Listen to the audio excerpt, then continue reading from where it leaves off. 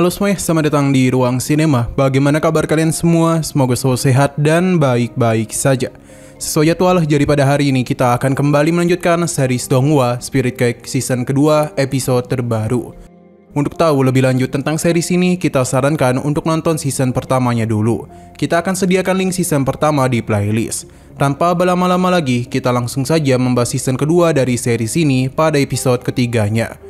Bai meminta mereka untuk melakukan perbaikan pada menara. Ia juga meminta Sutong berhati-hati. Namun tanpa mekar mana, para pelahap itu tidak akan dapat memulihkan diri. Jadi Sutong harus mengenai titik vital pada pelahap.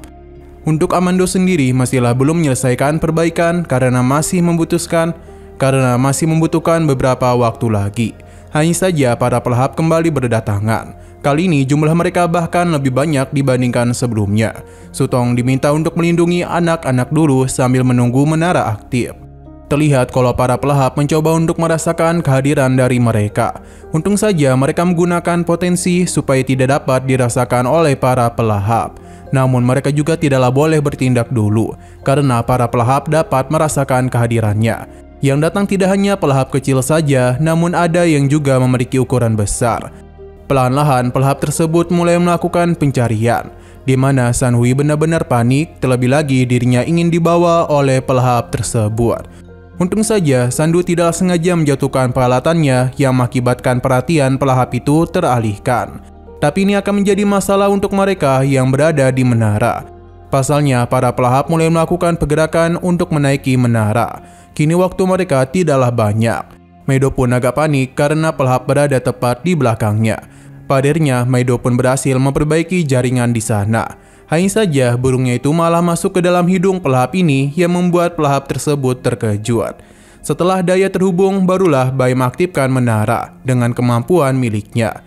Sedangkan Meido tengah mencari keberadaan burungnya. Jadi dia itu tidaklah dapat merespon panggilan Bai untuk segera mengaktifkan menara.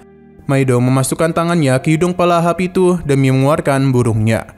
Namun akibat hal itu, Meido melepaskan pelindungnya yang mengakibatkan pelahap mulai merasakan keberadaannya.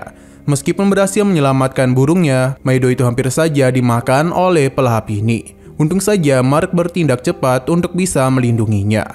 Karena situasi sudah seperti ini, Bai meminta mereka untuk bersiap bertarung. Mark sempat terluka yang membuat darahnya mengenai bola mata di sana. Selama pelahap itu melakukan pengejaran, Feng Yuan diminta untuk mengaktifkan kereta gantung di sana demi dapat menjatuhkan pelahap tersebut. Hal ini berhasil, namun ia masihlah bangkit dan berusaha untuk naik lagi. Jadi Feng Yuan terus menggeprek-geprek pelahap ini agar dia tidak dapat melawan lagi. Pada akhirnya rencana Feng Yuan berhasil dan pelahap itu pun tidak dapat bergerak dulu.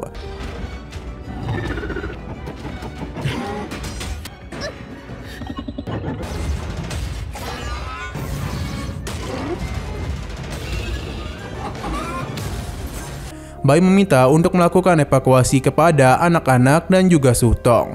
Meido meminta maaf atas apa yang telah dia lakukan sebelumnya. Bai tidaklah mempermasalahkan hal itu karena dia melakukannya demi menyelamatkan Changgai. Bai berencana untuk memberikan bantuan, hanya saja DNA-nya dibutuhkan untuk mengaktifkan menara di sana. Selain itu, kondisi Bai tidaklah sebaik sebelumnya. Tasha dan Xiaodou lah yang akan membantu mengatasi para pelahap. Dengan teknologi yang mereka miliki, Tasha pun mulai menggunakan kemampuannya untuk berteleportasi dengan alatnya. Setelah berhasil memasukkan perangkat Xiaodou, kini dia pun dapat mengendalikan pelahap di sana. Tasha dan dirinya pun akan kembali bekerjasama, sedangkan Mark dan Meido akan bersama mengalahkan para pelahap. Changgai akan Meido gunakan sebagai mata lain demi menghindari serangan mendadak. Nah, darah Mark yang sebelumnya menetes ke mata ini membuat mata itu tiba-tiba saja pulih. Kembali kepada Mark dan yang lainnya. Mereka harus secepat mungkin melakukan evakuasi, pasalnya Jiangya sudah tidak dapat menahan diri lagi, karena pelahap akan segera memakannya. Kita juga diperlihatkan dengan potensi yang Meido gunakan dengan berbagi penglihatan dengan Changgai. Ia pun bisa melihat dari berbagai arah dan memberikan perintah kepada Sutong untuk mulai melakukan pergerakan. Jiang Yi dan Sansui mulai melakukan pelarian dengan mainan di sana. Dari kejauhan, Meido lah yang akan melindungi mereka. Pasalnya kemampuan tombak yang dia miliki sangatlah hebat. Para pelahap yang datang menghampirinya dengan sangat mudah dia habisi. Bahkan meskipun ada serangan dari titik butanya, Meido masihlah dapat melakukan serangan balik. Berhubung lawannya datang dengan jumlah yang lebih banyak lagi, jadi Meido kembali mengaktifkan kemampuan tombaknya dengan dialiri oleh energi listrik. Pertarungan yang Meido lakukan benar-benar sangatlah keren. Tidak ada celah bagi para pelahap untuk dapat menumbangkannya.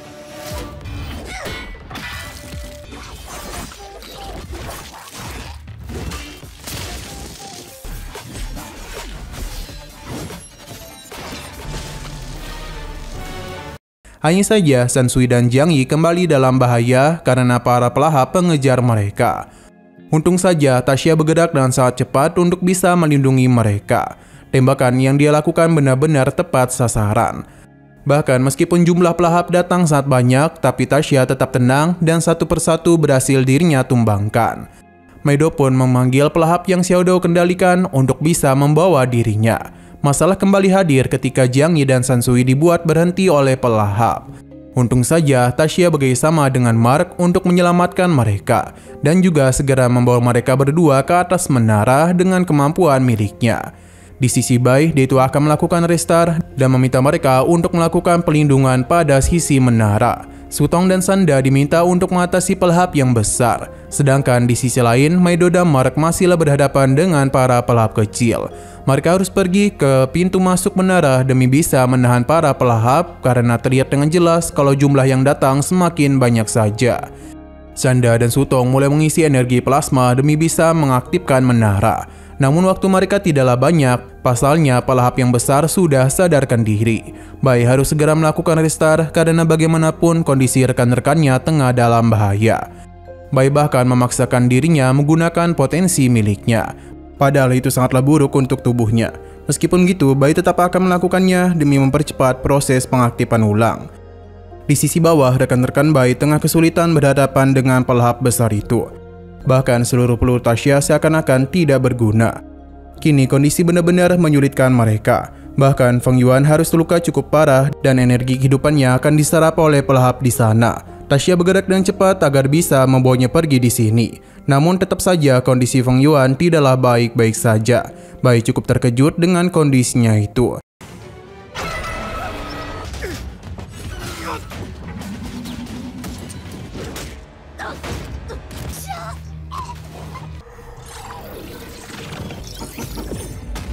Sekarang pelahap mulai melakukan pemanjatan ke atas menara demi bisa menghentikan tindakan mereka.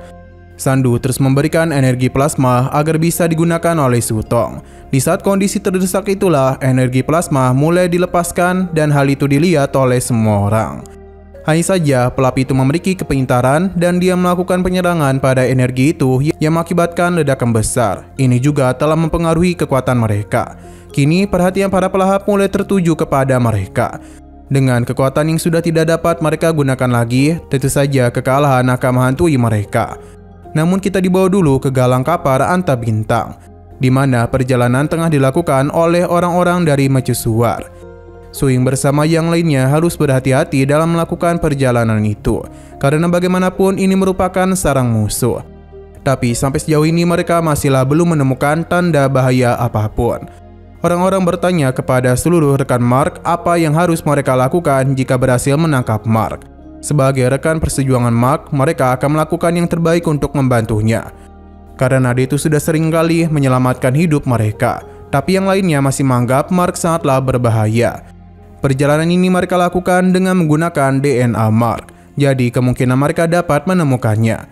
Mereka masihlah belum tahu alasan Mo Cheng dan yang lainnya ikut melakukan penyelamatan ini. Padahal Mark sudah berubah menjadi monster. Saatlah wajar mengapa ada begitu banyak orang yang membenci Mark. Karena ketika dia berubah menjadi monster, mercusuar bagaikan neraka. Ada begitu banyak orang-orang yang mati di tangan Mark. Bahkan itu hampir saja menghabisi Charles. Bocah ini takut jika Mo Chen dan yang lainnya melihat Mark dalam bentuk kegilaannya, maka mereka pasti tidak ingin menyelamatkannya. Atas apa yang dulu terjadi, bocah ini berjanji akan menghabisi Mark. Suing tidak menduga dengan perkataannya. Ia pun meminta timnya untuk mengaktifkan pelindung karena mereka akan mengikuti rute di sana. Beberapa rekan dari Suing mulai membicarakan dia yang dulu hanyalah pekerja kelas bawah. Namun kini dia dapat menjadi seorang pemburu tingkat tinggi. Hal itu sangatlah wajar karena di penyerangan Mark sebelumnya, Swing berhasil menyelamatkan 2 penguasa kota. Nah, tiba-tiba saja perjalanan mereka terhenti, pasalnya tim 1 merasakan sinyal kehidupan. Jadi mereka pun memutuskan untuk berhenti dulu. Ternyata di depan sana terdapat seseorang yang tertimbun di bawah reruntuhan. Hal ini tentu saja membuat semua orang terkejut, pasalnya tidak mungkin ada seseorang yang hidup di sini. Namun berdasarkan sinyal yang ditangkap, orang ini masihlah hidup. Salah satu rekan Swing mengingatkan kalau misi mereka hanya fokus kepada Mark saja, jadi lebih baik mereka tidak menyelamatkan orang itu. Kini keputusan ada pada Swing, apakah dia itu akan bertindak seperti Mark atau tidak. Ternyata dia itu mengikuti seperti apa yang Mark lakukan. 发现不明声音信号，正在搜索中，好像有人被埋在废墟下面了。从前的马克队长，他不会见死我们想下去看看。前面是必经之路。 Tim 1 pun diutus untuk melakukan pemeriksaan. Bagi mereka, rumor tentang penyintas sudah ada ketika Mark pertama kali melihat mereka, yang membuat Manjestuar berpikir kalau para penyintas itu memang ada. Hanya saja sampai saat ini mereka masihlah belum tahu bagaimana cara mereka bertahan hidup. Beberapa orang yang memang masih pro kepada Mark berharap ia masih hidup. Tim 1 sudah sampai ke posisi dan mulai melakukan penyelamatan, di mana di sini hanya terdapat para manusia yang telah menjadi patung saja. Hingga perhatian mereka pun teralihkan kepada salah satu tangan yang terus meminta pertolongan. Tanpa kecurigaan apapun, mereka mulai memberikan pertolongan kepada pria itu. Hanya saja ternyata ini bukanlah tangan manusia, melainkan sosok pelahap yang memiliki kepintaran di atas rata-rata. Tim 1 berada dalam kondisi bahaya. Jadi beberapa tim mulai diutus untuk memberikan bantuan. Sedangkan Moceng bersama yang lainnya akan memanfaatkan kondisi ini untuk bisa menemui Swing. Swing yang melihat hal itu pun sadar kalau mereka tengah datang menghampirinya. Jadi dia pun menyembunyikan bocah ini supaya tidak terlibat dalam masalahnya. Alhasil Swing pun dikepung oleh Moceng bersama rekan-rekannya. Kini Swing tidak dapat berbuat apapun lagi, pasalnya seluruh serangan berada tepat di bagian vital tubuhnya. Jadi jika dia membuat sedikit pun gerakan, ia akan mati dalam sekejap. Ini bukanlah pengkhianatan, namun ini merupakan hukuman mengenai apa yang telah dia lakukan kepada Mark. Sebab mereka sudah tahu kalau Charles meminta Swing melakukan perburuan kepada Mark.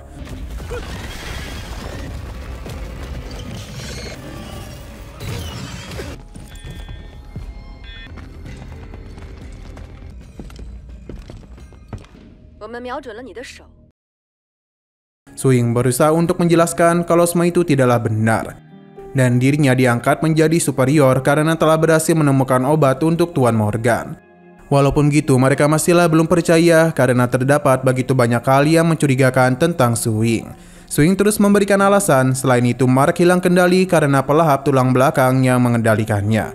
Jadi bagaimana mungkin itu berasal dari dirinya? Terlebih lagi, Mark sangatlah baik kepadanya, lantas bagaimana mungkin ia melakukan pengkhianatan kepadanya? Mendengar apa yang Swing katakan membuat mereka mulai ragu. Apakah dia itu memang tidak terlibat apapun?